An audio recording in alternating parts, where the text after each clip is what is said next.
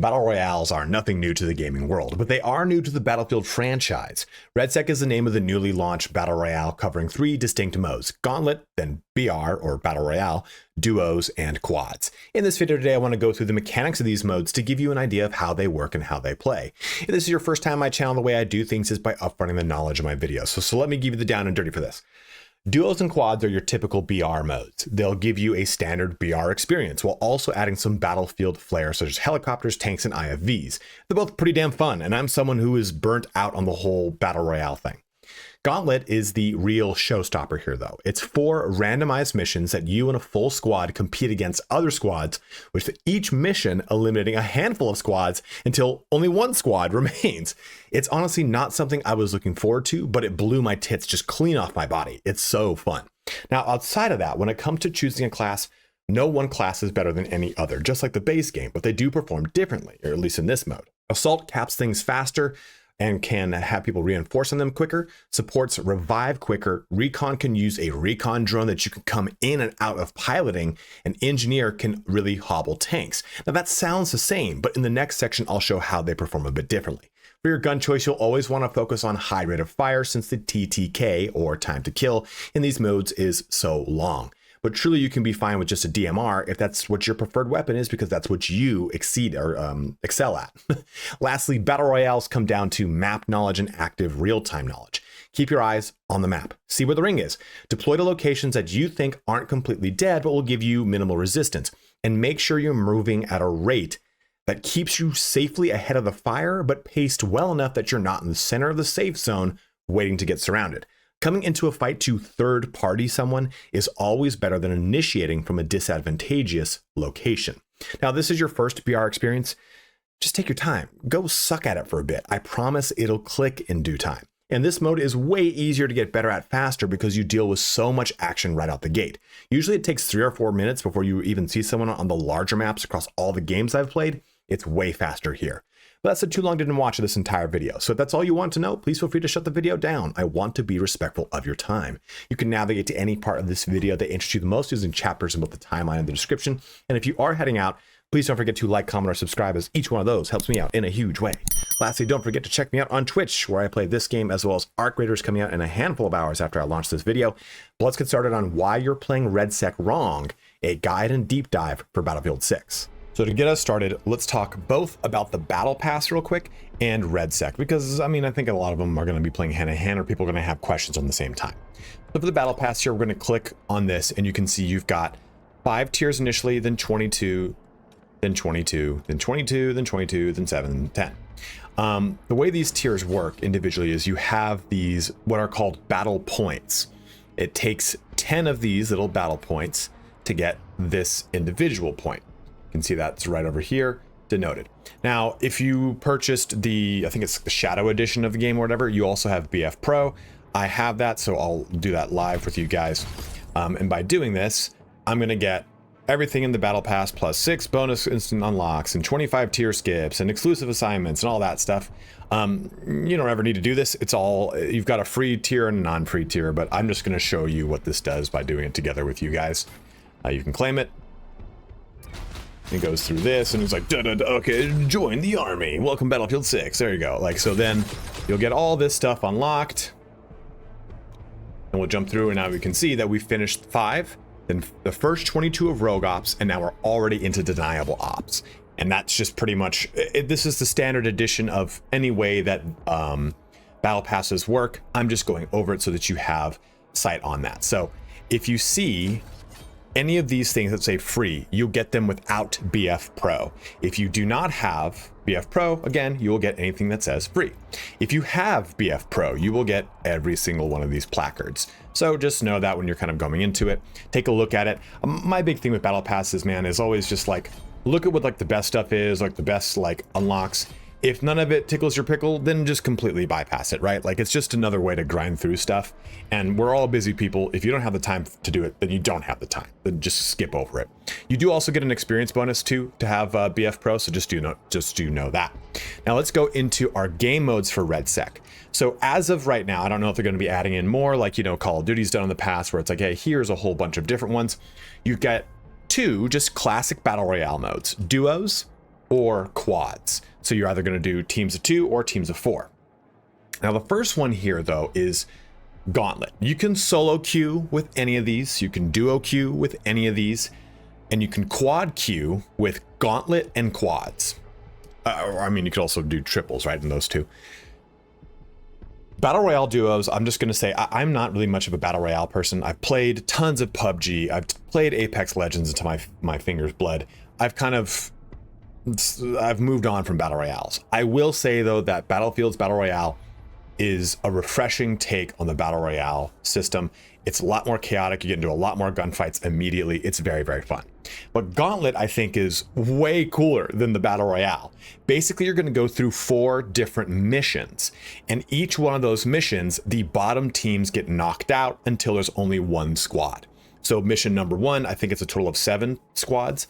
Then the bottom 2 get knocked out. Mission number 2, there's 5 squads. Mission number 3, there's 4 squads. And then mission number, the last mission, it comes down to 3 squads. It's really fun because each one of those missions is very different and you have to do a bunch of different objectives. And I was playing without anyone on comms and I had a great time with people relaying information, which is surprising. Usually it's like people on comms are going to succeed the most, but very fun, different way to play the game. That is definitely a lot more Call of Duty mindset, I will say, but still has some Battlefield elements. Like I was playing Recon and having a ton of fun spotting things with Recon. But those are your RedSec game modes. You've got your classic Battle Royale, and then you've got Gauntlet, which is a new Battlefield proprietary mode, which has a lot of really fun stuff to do. So jumping into RedSec, with our Battle Royale, we actually have different ways to approach all of our classes. So Recon has a lot of the same stuff, same thing with support. Change class. Same thing with engineer and same thing with assault, but they come with preloaded kits basically, where you have an assault ladder, high explosive launcher, you have repair tool, an aim guided launcher, then you have got a smoke grenade launcher supply bag, and Recon lastly has a Recon drone motion sensor. Their same proficiencies exist and their same passive spottings exist, but you do need to know that they also get the different universal equipment and their own training path. So Recon, for example, here is going to have stockpile, class gadget resupply increase rate by 10% with each improvement, each resets upon death. They get lording munition. Recon drone can self-destruct for additional damage. Tracking pulse, spot enemies from 225 meters radius for 5 seconds after downing their squad mate. And the Recon drone can drop explosive payloads. The Recon drone also, you can come in and out of using the Recon drone as Recon in RedSec. So for support though, we have a different training path. They also get stockpile for class passive ability, but we have 3 different things. Hemostatic smoke, did I pronounce that properly? Whatever. Smoke grenade launcher speeds up revival to 2.2 for all classes and provides 12.5 HP a second health regen after 2.5 seconds and slows down bleed out. Urgent aid, you can drag down soldiers faster and revive them quicker. Supply line ammo carrying capacity increased by 2 plates. So rather than just having 2 plates, you now get 4 plates, and ammo carrying capacity increased for all ammo types. So know this, because this is really important. You don't play these classes, well, you play the classes the same as before, but they've got different training paths that are locked into the Battle Royale mode. They have field sustainment here too. Distribute health packs to teammates when they directly interact with you. That's the same thing we get before, but just kind of know that that's there here. For engineer, we're going to be looking at, again, same stockpile here, but we get mobility kill warhead. Aim guided launcher hits temporarily immobilized vehicles for 8 seconds, which is nice because getting a tank towards the latter portion of a Battle Royale match gets real spicy. Devastating impact, damaging enemy vehicles reduces their repair effectiveness by 50%, and launcher is now aim guided via magnified optics. So all these things are kind of already stuff that we've gotten with engineer, but a little bit more magnified or a little bit different. And lastly, we have assault. I've gotten lucky that 1 out of 100 players are waiting to queue up here. It allows me to really talk through this. But with this, we get cluster munitions, high explosive launcher explosions generate 5 fused sub-munitions. So your HE launcher over here has a lot more bang for the buck, I guess you could say. Grenadier, the HE launcher, also has a carry capacity of 5 rounds, and you plate faster than any other class as assault. 2, also with mission focused, nearby squad mates get faster progress with objectives, including arming and disarming MCOM. So we know that from assault before, but now with Battle Royale, respawn towers will capture quicker, which is huge if you want to get a teammate up in duos, or quads for that matter. And in modes where squad mates can redeploy on you, a quicker cooldown for your in-combat state lets them deploy on you sooner. So this helps when you are playing Gauntlet, when people can respawn on you. This is so helpful to help really push objectives when you're you're down a teammate or so. This is really huge. Having one assault member can really change the flow of combat. And again, this is the same thing here for engineer. Just want to show this for the signature trait because I didn't highlight it a second ago. So here are your classes. They're all going to play roughly the same as they did in the normal mode, but don't sell any of these short. Yeah, support might seem really great because you can just go defib someone, or engineer might be great to pop tanks, or assault might be great to make plates, or recon might be great to spot things, but each one of them has a strength. Don't sell one short and go, you know what, why am I ever going to play recon? I have almost exclusively played recon in Redcon, and it has been awesome to pop into the recon drone, look around, spot things, and then lead the scenario. And at the same time, be able to pop back into that recon drone, because you get to do that here in Redcons. That means you can't do in standard Battlefield playlists. So it allows you to flex around your recon capabilities a lot. So now that we've gone through the classes and a quick breakdown of them, let's jump into what actual mechanics exist in the Battle Royale portion of Battlefield 6. But what you can see right here are two different loot crates. You have got, this is a class loot crate, and this is a normal loot crate. If I open this up, you can see that it has some pretty good items, the PDW kit, some great stuff all the way around. But a class loot crate is going to be determined by your class. I am playing on support right now, so it's going to have this, a LMG of some sort and a MG kit of some sort. Those are two things that are always going to exist. And what I mean by that is that the kit and the weapon will always play along with what your proficiency is. Not that, hey, you know what, I always like using carbines on my support. It doesn't matter. It will generate for you what the proficiency allows for it. And then it will usually generate some sort of gadget, like for example, that's the defibrillator right there, that plays along with that class as well. So those are the two different types of loot crates. You do have another type of like generic loot crate. I think it's called like a personal armory crate. But these are your ones that you're going to focus on to get specific items. Like, hey, I'm playing recon and I really need a good sniper rifle. Boom, you're going to get it from this class crate. And do you know that the class crates will also, like for recon, for example, it will also give you DMRs. Sometimes in the game world, you're going to come across these intel cases. Basically, you can usually hear them because they'll be having some sort of pulsing sound. This one wasn't for some reason, but these will just give you some quick experience, which is great because the nice thing is this is going to contribute to that bar on the right side of the screen. You want to do that so you can get those unlocks, which are your class passive abilities or class active abilities, whichever the situation is. So making sure you do missions and doing that is going to be crucial. Let's talk about missions as well. So in the lower left portion of the screen, you're going to see my name, a health bar that is white, and then a purple bar. Again, if you've never played a Battle Royale, the most important thing with any Battle Royale is maintaining your plates. So I'm going to go ahead and press 5 on the keyboard, and that's going to put a plate into my actual chest or whatever, right? So that is absolutely crucial. You want to make sure you always have those. Those are going to be damage resistance against shots. If you're playing on not a mouse and keyboard, but on a controller, that is the Y button to go ahead and put a plate in.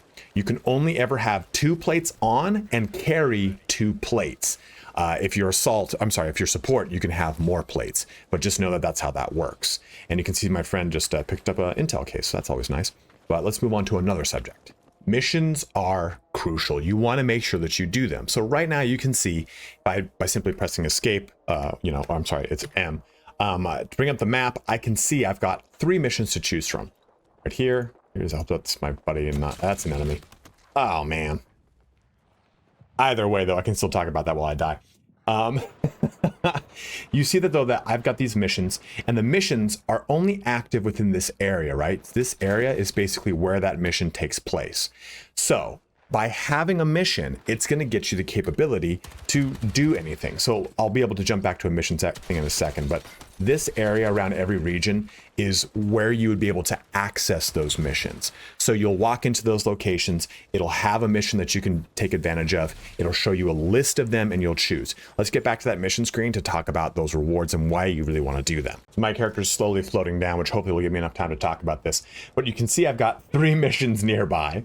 These missions are going to give me different rewards, and these rewards are huge. A superior weapon, an advanced weapon, an upgrade kit, which we'll talk about as well, training path upgrade, massive bonus right there, a bunch of these things. Sometimes you'll get a strike package, sometimes you will get a vehicle credit, which you can then go and use at any of these vehicle trailers, which then turns on either an IFV, a tank, a helicopter, a jet. It just depends on where you are on the map and where you are progression wise. We're only coming through the first ring, so at that point I believe it is just going to be an IFV. It might actually depend upon the actual vehicle ticket. I've not played enough with that to know. I've only ever done it like 3 times. So that's how missions work. And they're come on, man, don't be rude, I'm making a video here. Okay, guy, whatever, the world's best sniper. But that is how missions work. And they are really important because by doing missions, it's going to enable you a chance to get a ton of experience. It gives you superior weapons, which is going to be part of a next conversation we're going to talk about upgrading and everything like that. So with all that in mind, it's going to enable you to just really jump ahead. And the missions are not intensive. The missions are usually located wherever you accept them. And they're just, hey, go capture these things, point the lasers to one another, whatever it is. There's a number of missions. I haven't gone through all of them, so I can't give you all the details on it. If you would like a mission specific video, go ahead, let me know in the comment section below, and I'll try to focus on doing those missions and give you like a walkthrough of each one. But those are missions. Let's talk about those upgrade kits. So as you play, you're going to pick up kits. These upgrade kits are crucial to getting more attachments on your gun. So if you look in the lower left corner below my name, you're going to see some up arrows. If I press tab on a keyboard, or if I press the select button on not select button, what is that? The start button? Hold the select button? Oh, I don't even know what this is anymore, man. These buttons are all the same no matter what these days. If I hold this button, yeah, if I hold select, that's what allows me to do it on a controller. And you'll see this up arrow because I have a PDW kit. This upgrade will correspond to the weapon you've got. You'll go ahead and hover over this and press upgrade. Mine's spacebar on computer. And this is going to give me either capacity for magazine or upgrade as a for my accuracy via a flash hider. Let's go ahead and go with this. I mean, just choosing one randomly. You'll get 1 or 2 upgrades, and it's going to go ahead and make this better. It can also upgrade, of course, the quality. So those are always great things to take advantage of. But make sure you're getting these upgrade kits as corresponds with the weapons that you want to use, so that you are using the thing or whatever weapon it is to the best of its ability. You don't need to use these. Like, I mean, here's a shotgun kit, and that's a carbine, right? Like, if I'm not using shotguns, why bother? So just make sure that you grab these kits as they correspond, like I said, to the weapon you want to play with. Now, another big portion of Battle Royale, especially in this game mode, is redeploy. Now, you can see I'm dead. Whenever you come into the match, you have 1 free redeploy. If you look at my teammate's name, Ferndog, in the lower left corner, you can see that you can see his class icon, you can see 2, then you can see that little parachute with the spinnies, I don't even know how to, the spinny arrows, like Ouroboros. That denotes that he has a redeploy that he has not used. You get 1 by default, like I said, when you zone in. After that, though, if you get down to after that second chance, your not your roommate, your teammate, could be your roommate, who knows, has to go to one of these deploy towers and hang out. So what you'll notice is, maybe it'll show it on the screen, maybe not. Okay, oh, there you go. So he has to sit here and have that go through its entire circle. You can hear that the redeploy tower, I'm going to turn up my volume, is making that hellish noise. So it sounds like you're in like 28 days later or 28 weeks later and the zombies are coming, but that tells everyone, hey, this redeploy tower has been activated, go shut this person down. So this is crucial to getting your teammates back online in duos or in quads. And remember that assault captures this faster than any other class. So that is how your redeploy works, and it is crucial, again, to maintaining your squad's longevity, and gets me right back in the game. Worth noting too with that respawn or that redeploy, you will typically drop in at that point with a weapon that is a higher tier than what you would have usually started with, because usually, you start with all gray weapons. This jumps you up to green, and if you jump in at the very later portions, you'll get blue. So your redeploy armament is based off of what the progression of the game is at. How many rings have we already gone through? How many squads are left? What have you? That will then determine what kind of armament you drop with. Now, there are some portions of the map that are going to be restricted to certain classes. For example, here, this requires an engineer's repair tool to pop open, and you'll have access to stuff like intel. There'll be weapons in there, all sorts of stuff within this cache. There are things across the map that are unique to every single class. You'll discover them as you go through it, but it is a very fun thing to take advantage of. So with all the missions you're going through, all the other things, it's important to know that vehicles are also a big portion of the Battle Royale mode of Battlefield, because it's also kind of a big portion of Battlefield, right? And getting them unlocked is just down to doing missions. Maybe they're in a loot crate, maybe they're in a weapons drop. It just kind of depends on what kind of situation you fall into. And getting access to these is going to be relegated to doing whatever the things I just mentioned, then running up to these vehicle trailers, accessing the vehicle trailer, and from there, you will then get a vehicle that spawns. Now, I don't have enough conclusive evidence on which one does what, as far as like, hey, this trailer always spawns this, or here's the telltale that this is going to be this type of vehicle. From my experience, it's that the earlier you do this, the more likely you are to get an IFV, like a Bradley. And the later you do it, you're more likely to get a tank. And the same thing is true with aircraft. You're more likely to get the helicopter in the beginning, from what I've seen. So I don't have enough, again, conclusive evidence to be honest about what I've learned with this, but I just want to let you know this is how this works. And there are tons of vehicle repair stations across the map, so make sure you use them. And also too, this is when you being an engineer gives you a chance to really shine, because you can pop up and do some serious damage to these tanks. You've got tons of cover with tanks, or in these maps as well, to damage these tanks, either jumping into a building, jumping into a literal random trench system. There's all sorts of ways to evade them, which I think is quite kind of nice. If you were to play let's just say any of these standard Battlefield maps as a battle royale, it'll be rough because a lot of them are pretty flat. So there's plenty of ways to combat these, but there's a lot of ways to really abuse them and get you close into the circle and hold for a lot longer and kill a lot of other squad mates. You just got to be careful, because you also can get popped quite easily. Now, when you eventually lose, like I do lots of times, you'll notice a couple things. You're going to actually have a substantial amount of progression. There is a ton of experience, like 28,000 experience for an 18-minute match that, I'll be totally honest with you, my teammate did all the heavy lifting. So know that you do get a fair amount of progression going through any of the Battle Royale modes. I think I did Gauntlet and I did not complete one match. I think we got eliminated in the third round, and that got 30,000 experience. So you can see there's quite a lot of progression that is attached to the RedSec mode. So for those that just want to do RedSec, you definitely can, and it will give you lots of experience. For those that want to just simply play Battlefield, you simply can as well, and it will give you tons of experience. It's just kind of worth noting that these are how this is ultimately going to work when it comes to experience, and maybe feeling like, oh, I'm not going to get progression for my guns, I'm not going to get progression for my character, whatever, in RedSec like I am in the normal game, because that was kind of a bit of a point of contention for a lot of people coming from Call of Duty, going into Warzone. Hey, I'm not going to get progression for my guns. You get plenty of progression for guns in RedSec, so don't worry about that, but it is something I did want to highlight, because it is something I used to deal with when playing Call of Duty. But one of the last things I want to talk about here are your custom weapon drops. This allows you to run up to it and press E, and then go ahead and swap in any of your custom loadout weapons that you have already preloaded onto your current classes. So I'll go ahead and do this, and now I have this weapon, and great, cool, a helicopter is going to shoot me to hell. Oh, sick. Well, so you see, hopefully this isn't what happens to you. But custom weapon loadouts are a great way for you to get and take advantage of your already created weapon loadouts that you've got. And you'll see that across the map that they appear pretty much randomly. They're going to be usually within either the actual ring, like the protective ring, or right outside of it. You can see there's a couple here, there's a couple here, there's a couple here, And, you know, some of these are inside and some are out. That one was right over here on the outside. So a goal here would be, if you've dropped in late, go ahead and get it. Or you've dropped, or you're running to a location either into the ring or what have you. This is a time when you would go ahead and grab one of those custom loadouts. But what I will tell you is, don't displace yourself so heavily to go for those custom loadouts.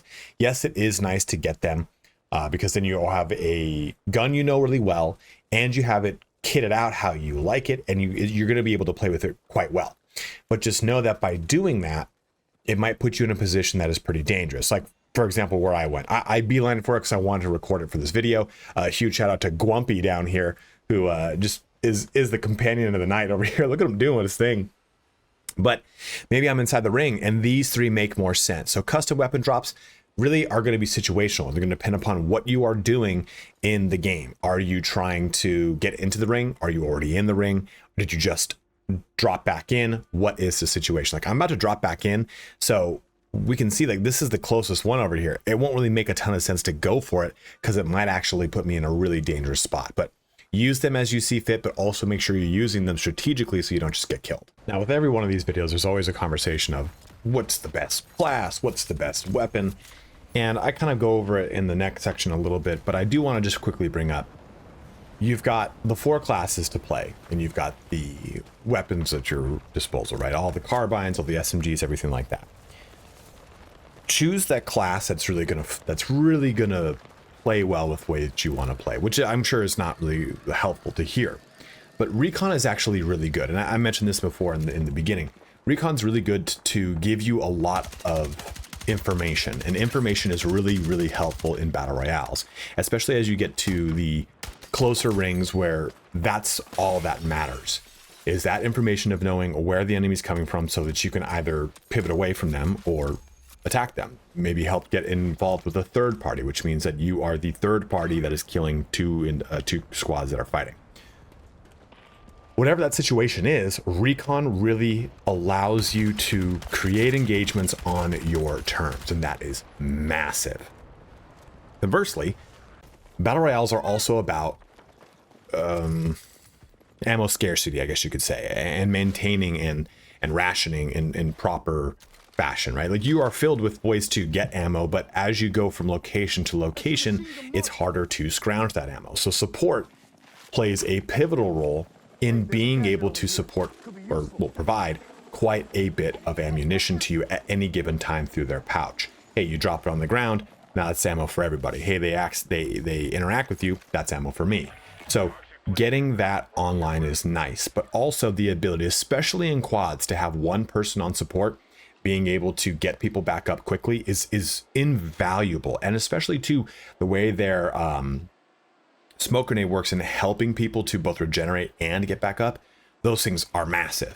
Now, if I take a look at engineer, we talked about vehicles, and vehicles are terrifying when you encounter them because you're like, oh my god, there's a vehicle. But what you should know, though, is when vehicles appear, the game doesn't simply let you deal with it alone. It says, hey, there's armor nearby, we're doing AT drop for you. So there will be an actual AT drop that will land, and you can take advantage of it, and this gives you the ability to pop those tanks. But you, being an engineer, allows you to pop those tanks way easier and way quicker, and they can't just simply regenerate through it. Another engineer can't simply repair through it as easy, because you can do that reduced healing efficiency with being an engineer. Those things are massive. And lastly, we have assault. Now, assault here, it shines obviously because it's going to be great at capping and redeploying people. Those things are massive.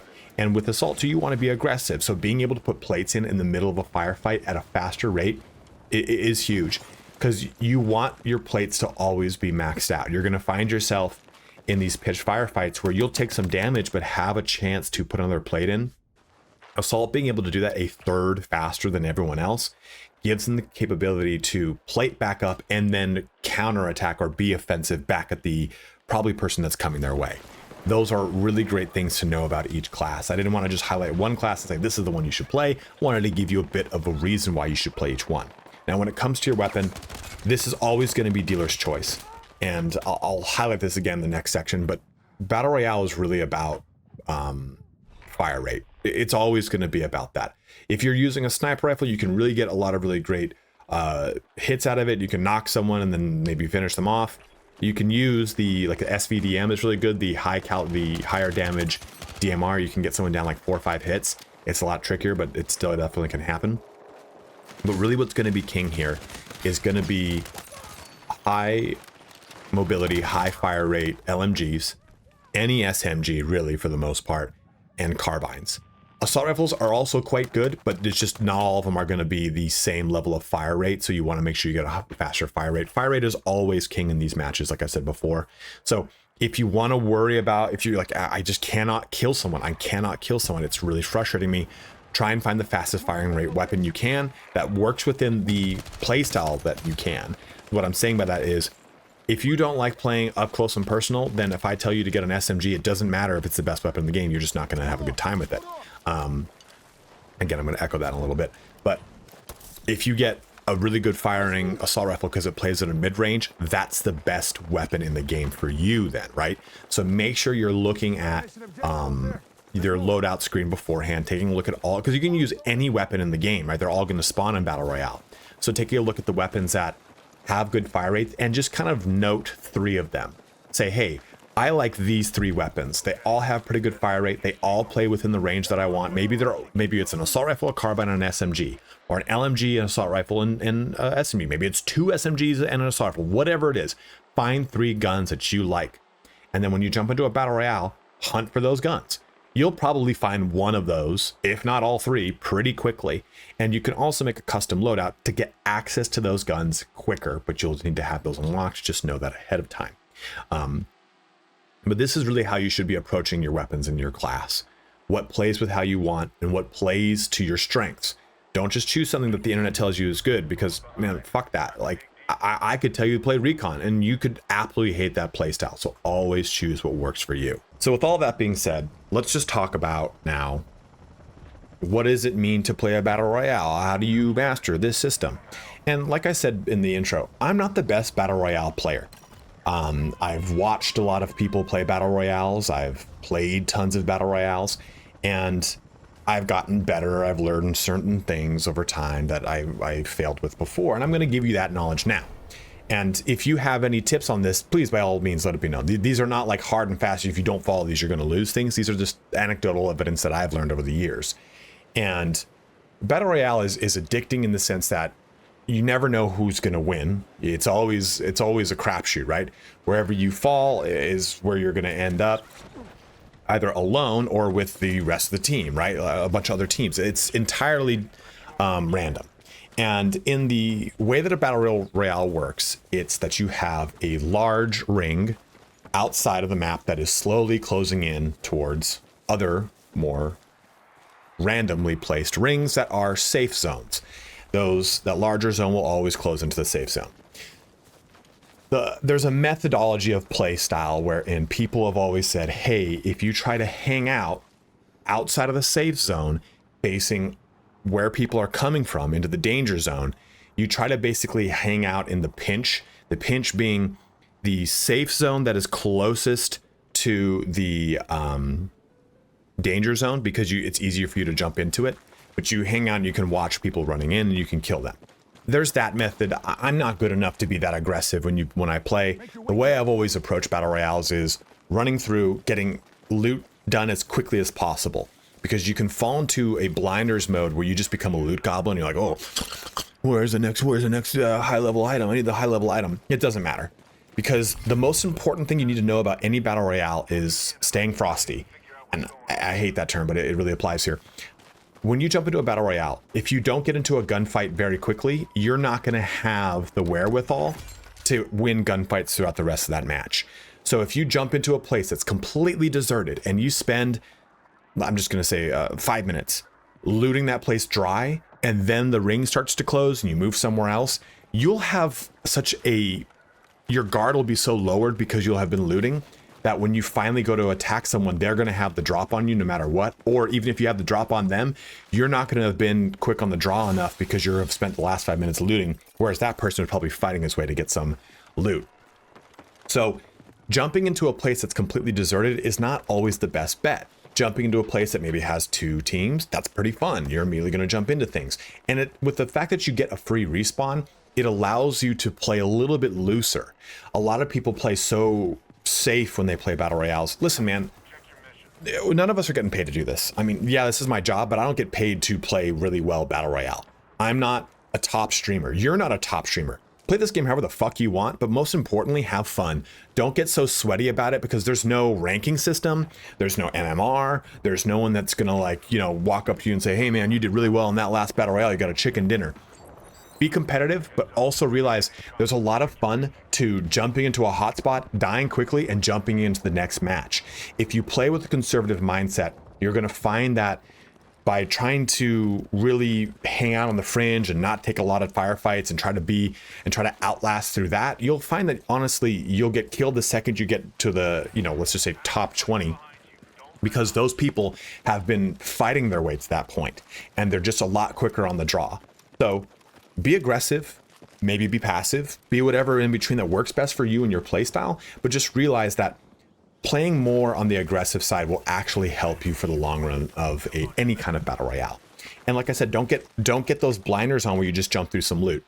Find any kind of weapon that plays for the way that you want to play, and then just go with it. What I think is really great here is that they added these upgrade kits. So it allows you to go, okay, cool, I found a gray piece of crap or a green piece of crap weapon. I can just upgrade it using the kits that I'm going to find progressively, and it will get better and better as I stay alive. That's huge. You can also get your custom loadouts going through things like that. Those are always going to be pretty advantageous to you, so you've got those in mind. I will say, though, that when it comes to choosing things like this, like your class and your weapon, there's always going to be some sort of meta. Ignore the meta. Just choose whatever you want. Like, I play with DMRs. No one recommends that you play with the DMR because of the fire rate of a DMR. But I have fun with it, and that's what I enjoy doing. Everyone always says choose the highest fire rate. Fire rate is truly king in a battle royale because of the way that the TTK, or time to kill, works. So I will say that, but ultimately it really comes down to what you're going to enjoy. If you aren't really good with SMGs, you don't like that playstyle, you're going to fail, even if it's the absolute S+ tier top meta weapon. So just keep that in mind as you jump through it. Play whatever weapon kind of jives with you. Know that like carbines and assault rifles are pretty good because of the mid-range engagement stuff that you typically will be taking in this, but you know, SMGs and shotguns are also amazing because you will also be quite close as you jump through each one of these little individual areas and buildings.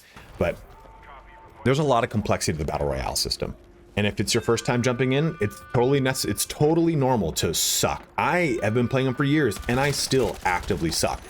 My friend asked me, how many times have you won battle royale, and I was like, I think I've gotten a chicken dinner, which is a PUBG holdover, less than 10 times my entire life. It could be just over 5. I don't know. I maybe won a handful of them. I tend to just have more fun fighting and looting than I do actually winning, because it just gets real sweaty at the end of that the whole entire process. But if you have any big tips for people jumping into battle royales for the first time, or you've played now so much RedSec that you're like, hey, this is how it's so much different now, make sure you do these things, please let it be known in the comment section below. As always, guys, thank you so much for watching here today. If there's any other information you'd like to know, I think I've covered pretty much every major thing for Battlefield 6 as far as mechanics go and deep dives. But if there's anything else you want to hear about, go ahead and let me know in the comment section below as well. But as always, thank you so much for watching here today. Have a good one and take care.